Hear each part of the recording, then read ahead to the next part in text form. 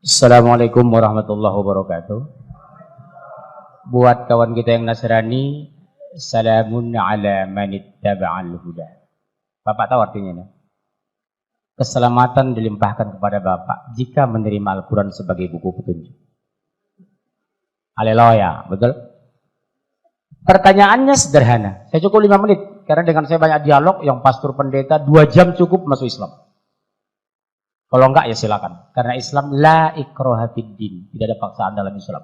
Masuk silakan, keluar juga silakan. Karena ada sorga dan neraka, betul ya Pak? Benarkah Yesus sebagai Tuhan? Tidak. Di mana dalilnya? Yohanes 17:3. 1 Yohanes 17:3. Apa yang disampaikan Bapak tadi benar adanya, tapi dibatalkan dengan ayat ini. Inilah hidup yang kekal, mengenal satu-satunya Allah yang Esa, dan mengenal Yesus Kristus adalah yang telah engkau utus. Berarti Yesus not God. Kenapa not God? Dia sebagai utusan. Orang idiot pun tahu yang nama utusan pasti ada yang mengutus. Sama dengan Rasulullah. Dia utusan Allah. Mana membuktikan? Matius pasal 4 ayat 2. Lukas pasal 2 ayat 21. Matius pasal 27 ayat 59. Matius pasal 15 ayat 24. Al-Quran surat 5 Al-Maidah ayat 75. Kemudian surat 61 ayat 6. Surat 5 72 plus 73. Karena dialog harus berdasarkan kitab suci, bukan sentimen tapi argumen. Enggak ada suara ya. Dialog harus pakai kitab suci, bukan anarkis tapi dialogis. 1 Yohanes 17:3 jelas, inilah hidup yang kekal, mengenal satu-satunya Allah yang Esa dan mengenal Yesus Kristus yang sudah engkau utus. Berarti Yesus utusan, not God. Sama dengan Muhammad dan Rasulullah. Rasul bahasa Arabnya artinya utusan, Pak.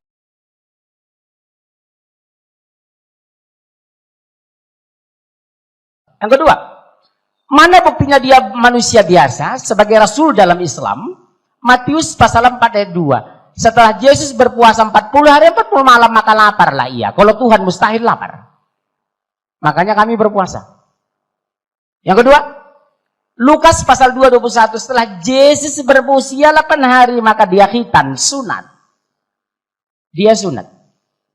Kalau Tuhan mustahil sunat. Dokter mana yang berani nyunat Tuhan? Betul? Yang ketiga, Matius 27:59 berbunyi, setelah mayat Yesus diturunkan dari kayu salib, maka dikapani dengan kain putih linen bersih. Nih saya bawa Bible tua ini, Pak. Di sini masih berisi Lembaga Alkitab Indonesia 60 tahun yang lalu. Apa di sini? Jika kamu mengatakan ini dan itu besok, jangan katakan aku melakukannya. Katakanlah insya Allah, lengkap sempurna di Bible Bapak sendiri. Dan ini bukan palsu loh Pak. Lembaga Alkitab Indonesia tahun 1963. Bahkan kalau saya bongkar Alkitab tahun 1800, saya punya Bible banyak Pak, 40 lebih. Ya, apa di sana? Akan lahir seorang nabi yang bernama Ahmad. Ikutilah, jika tidak kamu akan kuminta pertanggungjawaban. Amin, haleluya. Betul?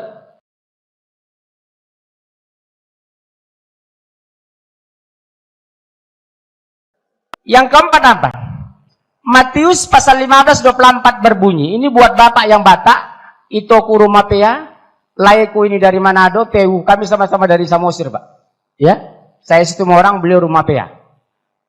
Cuma kami setengah orang Islam 10%. Nah, Matius 15:24, aku hanya diutus kepada domba yang sesat dari umat Israel, bukan untuk dunia aku diutus. Jadi orang ditebus Yesus itu hanya dari Bani Israel. Kalau Bapak dari Jawa, maaf, tidak termasuk ditebus Yesus. Bapak orang Tapanuli tidak masuk ditebus Yesus. Karena aku diutus hanya kepada domba-domba yang sesat dari umat Israel. Beda dengan Islam. Qul ya ayuhan nas, inni Rasulullah ilaikum jami'a. Katakan, hai Muhammad, aku utusan Allah untuk kalian semua. Sadayana di dia. Kabeh nangendi, sudah dison. Mulai bahasa Tapanuli dan masuk ditebus Yesus dison. Matius pasal 15:24. Kesimpulannya, waktu mau habis. Satu menit lagi. Setengah menit. Setengah menit. Yesus puasa, Yesus khitan, Yesus dikafani. Berarti Yesus Muslim. Kenapa Anda Kristen? Siapa pengikut Yesus hari ini? Pengikut Yesus yang setia adalah kami orang Muslim, bukan Nasrani. Al-Quran surat 5 ayat 75 berbunyi, sesungguhnya Isa putra Maryam hanyalah seorang Rasul. Kenapa Allah mengklarifikasi ini? Karena jelas secara literal dan tekstual, Taurat, Injil, Al-Quran, Yesus adalah Nabi. Sampai jumpa, kami kembali ke studio. Tepuk tangan untuk Pak Mudir.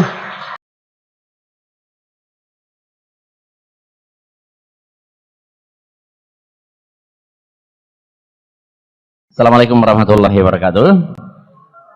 Shalom bagi saudara-saudara kita yang Kristen. Pada kesempatan ini saya tidak menjawab berdasarkan pendapat saya. Pada kesempatan ini kan temanya membuktikan Yesus itu Tuhan atau Allah. Pihak sana membuktikan dia Tuhan dan Allah, pihak kami tentu bukan.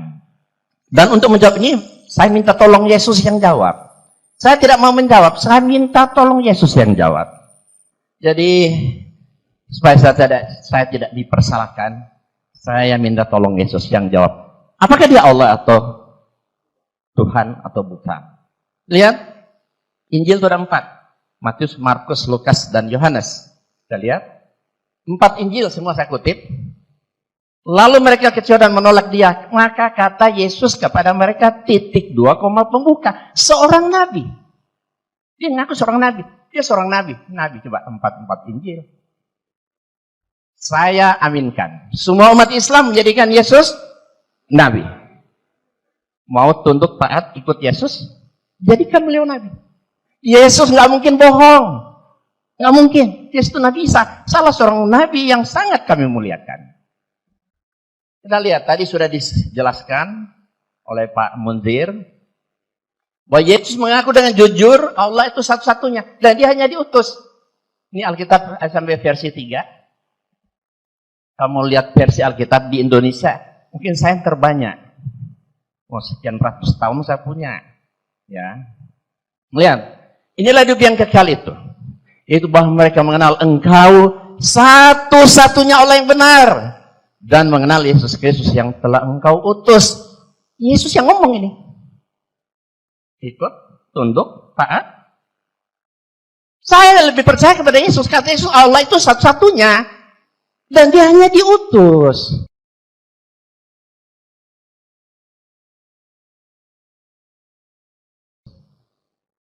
Saya lebih percaya kepada Yesus ketimbang Pak Pendeta. Kesaksian Yesus itu lebih dapat dipercaya. Versi lain. Lihat versi lain. Mengenal Yesus yang diutus oleh Bapa. Nah ini kan. Ini dalam bahasa Inggris berapa versi bisa kita lihat. Macam-macam. Ya. And eternal life means to know you, that the only true God, and to know Jesus Christ who don't save. Dalam berbagai bahasa. Oke. Sebab aku berkata bukan dari diriku sendiri, kata Yesus, tetapi Bapa yang mengutus aku. Dialah yang memerintahkan aku untuk mengatakannya. Dan jikalau aku menghakimi, maka penghakimanku adil, sebab aku tidak seorang diri, tapi aku bersama dengan Dia yang mengutus aku. Berarti Yesus itu hanya utusan.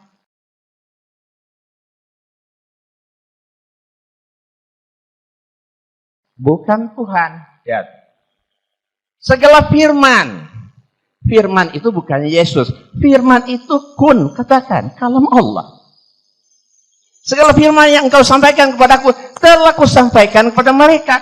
dan mereka telah menerimanya. Mereka tahu benar-benar bahwa aku datang daripadamu, dan mereka percaya bahwa engkaulah yang telah mengutus aku. Berarti kan Yesus itu utusan, bukan Tuhan. Yang ngomong Yesus sendiri kok. Masa kita mau bantah? Kalau bantah jangan bantah saya ya. Bantah sama Yesus. Saya hanya meminjam ucapan Yesus. Setiap yang mengaku diutus oleh Tuhan pasti bukan Tuhan. Yesus mengaku diutus oleh Tuhan. Berarti Yesus bukan Tuhan. Mudah, simpel. Kita lihat. Kalau Yesus itu Tuhan, aku tidak dapat berbuat apa-apa dari diriku. Ini ucapan Yesus loh. Aku tidak dapat berbuat apa-apa diriku sendiri. Aku menghakimi sesuai yang aku dengar. Dan penghakimanku adil. Sebab aku tidak menuruti kehendakku sendiri, melainkan kehendak Dia yang mengutus aku. Berarti Yesus itu utusan, bukan Tuhan. Ya. Kalau Yesus itu Tuhan berdasarkan disampaikan, itu kebanyakan dari versi Paulus. Dan surat Paulus begitu banyak. Mana lebih kuat, kesaksian Yesus atau Paulus?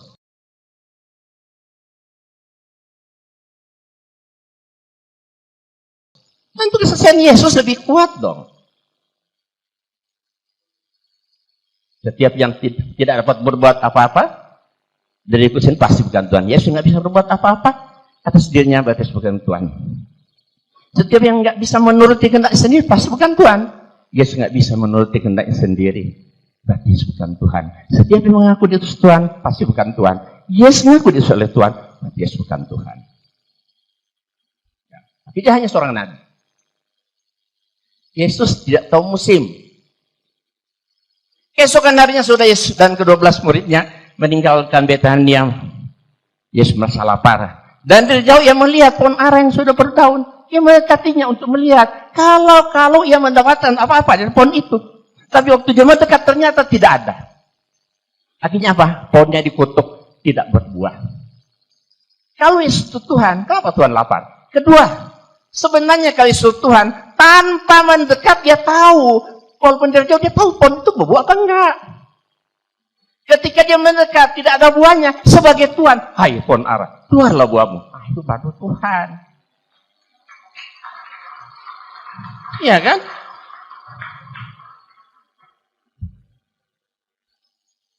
Oh, tapi banyak orang mengatakan, oh, itu kan Yesus tidak tahu manusianya. Karena dia 100% Tuhan, 100% manusia. Dia nggak tahu tuh manusianya. Ya, tapi bukankah Yesus mengatakan, Yohanes 10 ayat 30 tadi, aku dan Bapa adalah satu. Kalau Yesus dan Bapa ada satu, ketika Yesus tidak tahu Tuhannya kemana? Kemana Tuhannya? Gua cabut, pergi dulu, gua tinggalin, apa gitu?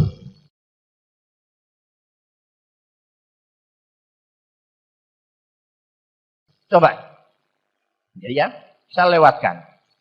Yesus sangat takut kepada malaikat. Maka seorang malaikat dari langit menampakkan diri kepadanya untuk memberikan kekuatan kepadanya. Ia sangat ketakutan dan makin bersungguh-sungguh berdoa. Pelunya menjadi seperti titik-titik darah yang bertetesan ke tanah. Kalau Yesus itu Tuhan, kenapa Tuhan mendapat kekuatan dari malaikat? Terbalik. Kenapa Tuhan ketakutan sama malaikat? Saking takutnya dia berdoa sampai keluar seperti keringat darah, menunjukkan orang yang amat sangat takut.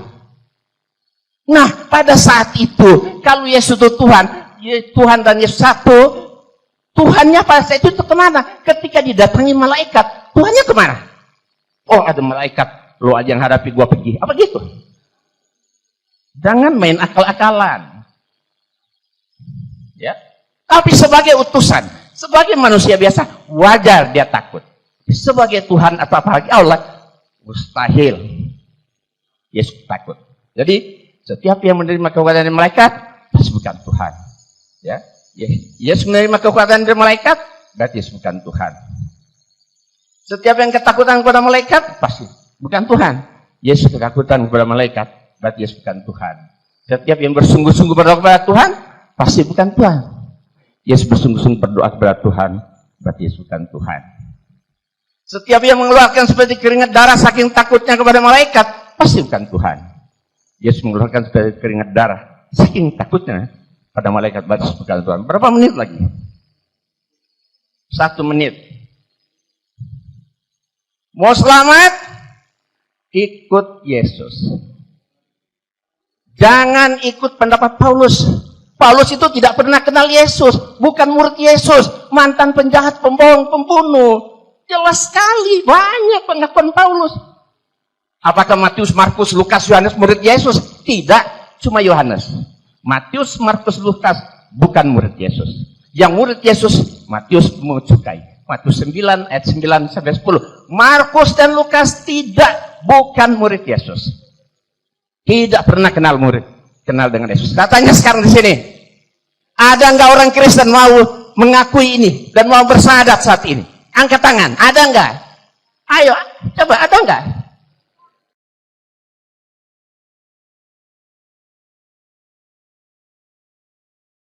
Ya.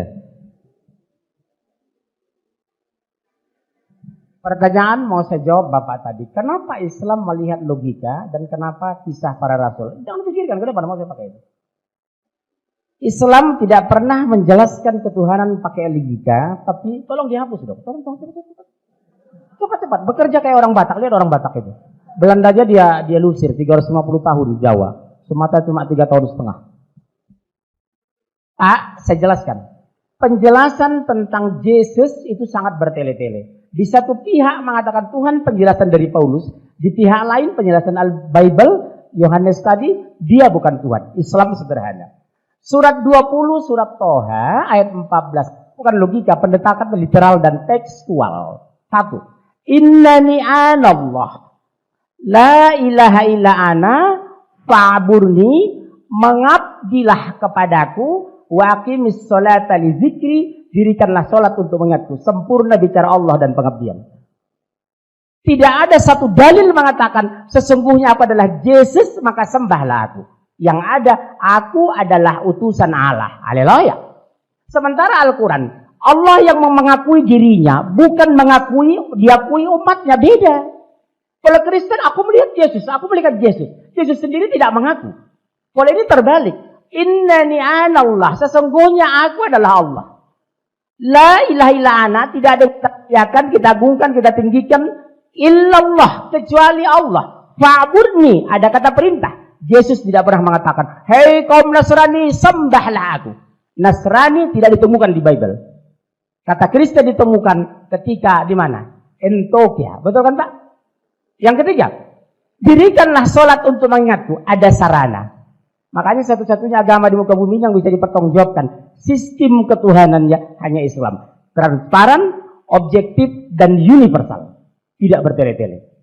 Oke lah, Bapak akui tadi sebagai Tuhan. Kita bisa bantah. Yesus mengatakan, aku hanya utusan Allah. Yang paling menyakitkan bagi saudaraku yang dari Tapanuli. Aku diutus hanya kepada domba-domba yang sesat dari umat Israel. Bukan untuk dunia aku diutus. Kasihan saudara saya ini orang Batak. Beliau tidak ditebus oleh Yesus. Itu jelas Kak. Saya kira cukup sekian. Terima kasih. Jadi tadi sudah disampaikan Matius 16 ayat 27. Kata Yesus akan datang dalam kemuliaan Bapaknya diiringi oleh malaikat-malaikatnya. Pada waktu itu ia akan membalas setiap orang menurut perbuatannya. Jadi tidak ada istilah penebusan dosa. Dosa tanggung masing-masing. Nah,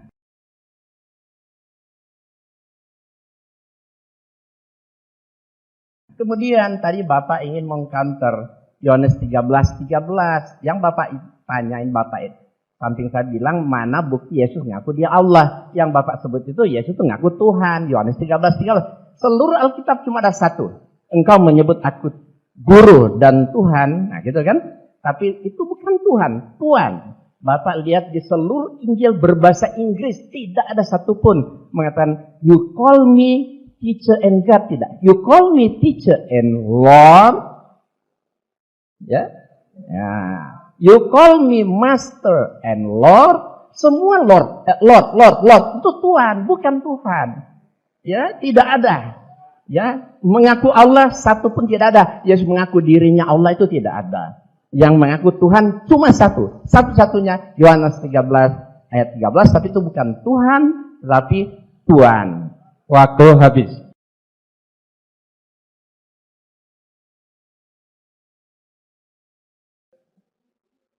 Tadi ada yang menanyakan ya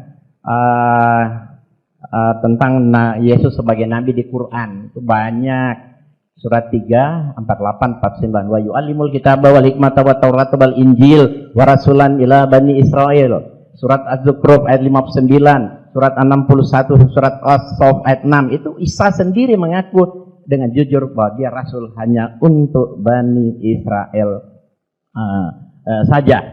Kemudian tadi disebutkan Matius 1:21, itu sebenarnya katanya Yesus juru selamat. Ya, juru selamat hanya untuk kaumnya. Dan ia akan mengandung dan melahirkan. Itu Matius 1:21 bunyinya begini. Dan ia akan mengandung dan melahirkan seorang anak. Dan engkau hendaknya akan menamakan dia Yesus. Karena dialah yang akan menyelamatkan umatnya. Padahal itu Alkitab baru. Kalau Alkitab lama, Pak. Dan ia akan menyelamatkan kaumnya.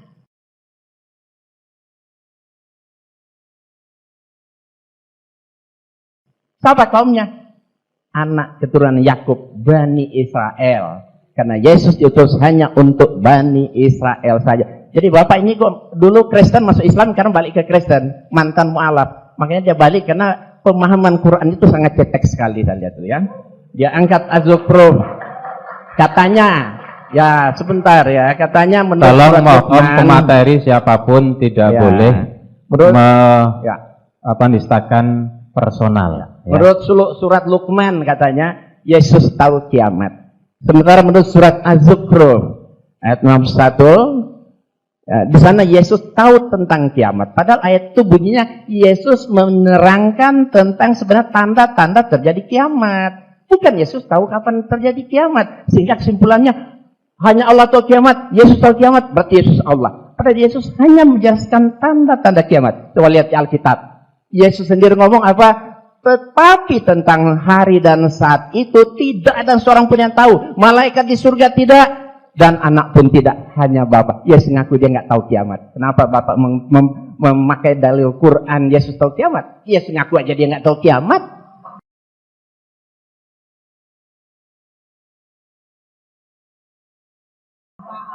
Makanya Bapak ya baca Quran ya. Jangan sembarang asal menerjemahkan. Kata Tolong, Yesus, ikutilah aku. Betul. Kata Yesus, betul, ikutilah aku. Ya, taatlah kepada Allah. Surat Az-Zukhruf ayat 61. Maksudnya Yesus berkhotbah kepada Bani Israel, kalian harus taat kepada Allah dan bertakwa kepada Allah dan taat kepadaku.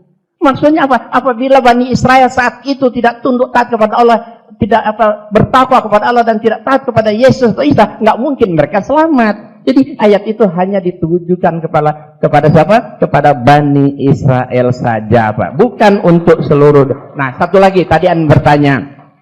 Matius 4. Katanya hanya iblis yang menyuruh menyembah kepadanya. Itu sebenarnya Matius 4 ayat 10 ya. Kalau kita baca kisah itu Matius 1 sampai 10. Ya, di ayat pertama Yesus lapar, kemudian dicoba. Kalau Yesus lapar cari makan, ketemu iblis. Kalau engkau anak Allah, robah aja batu ini jadi roti. Nah, kan Yesus nolak. Kemudian percobaan kedua nggak berhasil. Yesus dibawa ke hubungan bait Allah, ibarat menara bait Allah. Yesus ditaruh di sana kayak burung. Kalau engkau anak Allah, coba loncat ke bawah, kakimu tidak akan patah, karena akan dipatang malaikat. Yesus nolak. Akhirnya iblis cari akal. Dia bawa Yesus ke gunung yang sangat tinggi. Tentu menjadi pertanyaan, kalau Yesus Tuhan, masa Tuhan dibawa iblis, ya kan? Yesus dibawa ke gunung sangat tinggi, kemudian apa kata iblis? Semua kerajaan dunia ini akan aku berikan kepadamu, asal engkau mau sujud menyembah aku. Nah, itu kata iblis. Tapi lihat ayat 10. Apa kata jawab Yesus? Penyalang kata iblis. Sebab ada tertulis, engkau harus menyembah Tuhan Allahmu, dan hanya kepada dia saja engkau berbakti. Lihat, Matius 4 ayat 10. Jadi bukan Yesus yang disembah dibakti, tapi Allah. Jadi ini buktinya Yesus mengajarkan tauhid. Yesus mengatakan Yesus itu bukan Tuhan.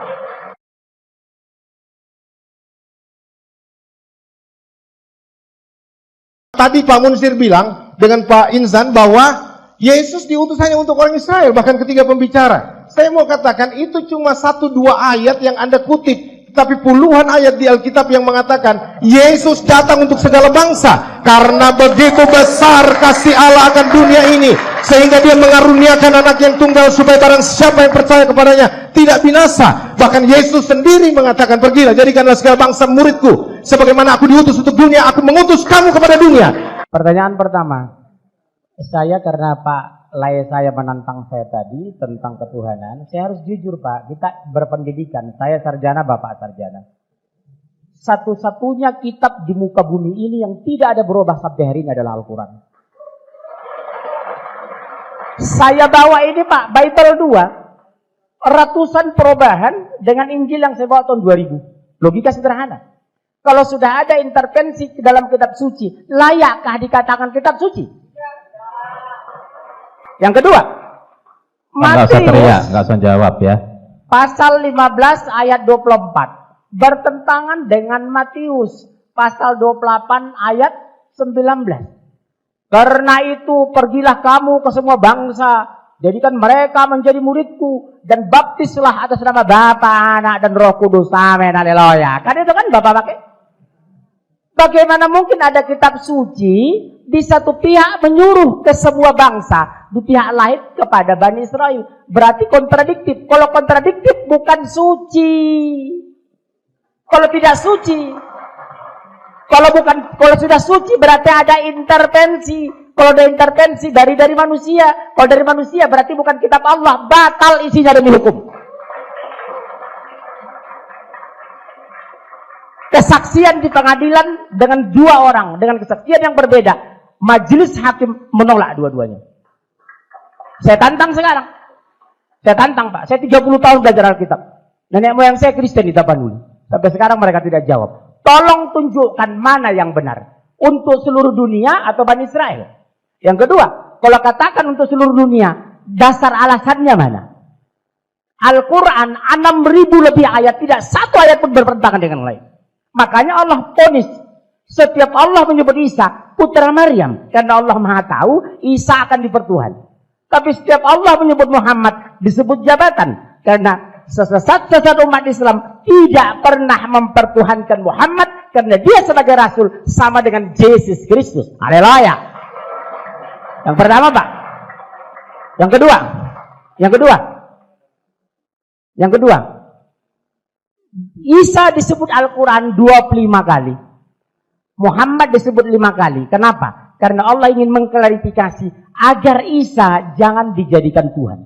Makanya diponis Allah di surat 5 ayat 72-73. Laqad kafara alladziina qalu innallaha tsalitsu tsalatsah. Kafirlah orang mengatakan Allah itu 3 dari 1 dari 3. Karena Isa al-Masih hanyalah seorang rasul. Sudah berlalu 124 nabi, 114 rasul, 25 yang masuk Al-Quran. Dari Nabi Adam sampai Muhammad sallallahu alaihi wasallam.